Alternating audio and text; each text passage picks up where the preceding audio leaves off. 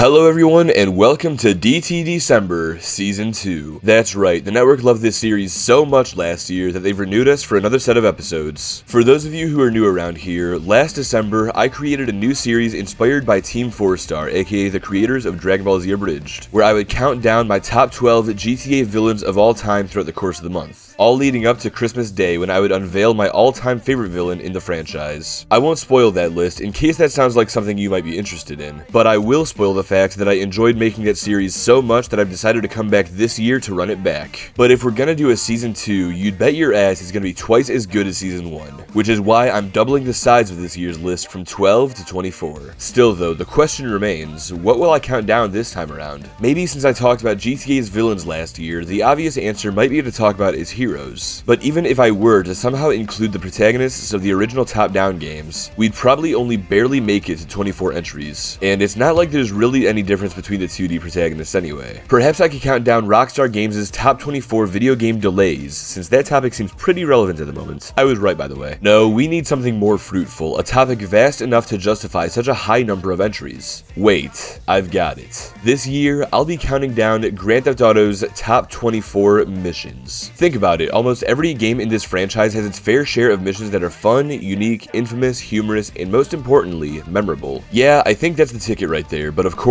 as this is a very vast category considering each game has roughly 60 to 100 missions give or take, I think it'd be fair to set some ground rules and qualifications for missions to be considered in this list. First off, and this will sound very familiar to those of you who watched Season 1, there will be no inclusion of missions from any top-down GTA game, i.e. GTA's 1 and 2, Advance, and Chinatown Wars. My reasons for this are because 1, I still haven't played any of them, though I plan to in the future, pinky swear, and 2, because I don't even know how to begin to compare this to this. So yeah, top downs are unfortunately disqualified again. Maybe next year I'll give them their own DTDcember to make up for all this unjust discrimination, but then again, I don't exactly see any activists protesting for their rights, so I'll probably just leave it at that. Oh, and while we're at it, let's disqualify any GTA Online missions too, since that's just a whole bag of worms I don't have time for today. Anyway, my next rule is that any mission that's an actual mission, i.e. has been assigned to the player by some sort of NPC, is eligible for this list. This obviously includes story missions, but it also doesn't rule out side content like Tommy Vercetti's asset missions or Nico Bellic's payphone assassinations. There will be a bit of leeway to this rule since there are some missions that you could argue are more or less assigned to you by the world, like Doberman and San Andreas or just about any introductory mission, but this is my main rule for differentiating side content that is eligible or not. Speaking of which, just to clarify what wouldn't be considered eligible for this rule, I'm basically talking about stuff like Vigilante or Rampages.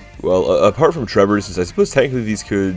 You see what I mean here? Alright, it might get a little gray in some areas, but bear with me. Or if it really pisses you off, go make your own list with blackjack and hookers. Alright, lastly, let's go over my criteria for ranking. Now, while making this list, I skimmed through every mission in every eligible game while keeping a few factors in mind. And if a mission had a substantial level of one or more of these factors, I put it in my notes. I then looked at each mission I had taken note of from a specific game and ranked it based on its representation of those factors. Then, I took the highest ranked mission from each game and compared them against each other using these same factors to determine their rank overall. I already mentioned these a couple of minutes ago, but I'll say them again for the boys in the back. These missions are ranked based on their level of fun, their uniqueness, their infamy, their comedy, and most importantly, their memorability. And of course, they're specifically ranked based on my perception, so there's bound to be some bias on my part, and there will probably be some disagreements on your part. So if you don't agree with any of my placements, please let me know in the comments of these videos as they release. That brings me to my final bullet point. Since I'm only talking about missions this year as opposed to entire characters, I'm estimating my entries will be a lot shorter this time around, so even though there will be more entries, I don't want to burden either of us with more videos than necessary. That's why this season will be broken up into 4 episodes, apart from this prologuing one. The first 3 episodes will each feature 7 entries, and they'll be released every Saturday leading up to Christmas. Meanwhile, the season finale will showcase the top 3 missions in greater detail, and it'll premiere on Christmas Eve. Oh, actually, one last thing. Do any of you remember that $100 giveaway I did last DTDcember? Well, that was won by one of my viewers, Crime Wave. And if you pay attention throughout these upcoming episodes, you could walk away with your own $100, because I'm doing another giveaway as a thank you to all of you for supporting me this year. Okay, that's enough rules, regulations, and rewards. Thank you guys for watching, and I will see you all this Saturday for the first episode of DTDcember Season 2.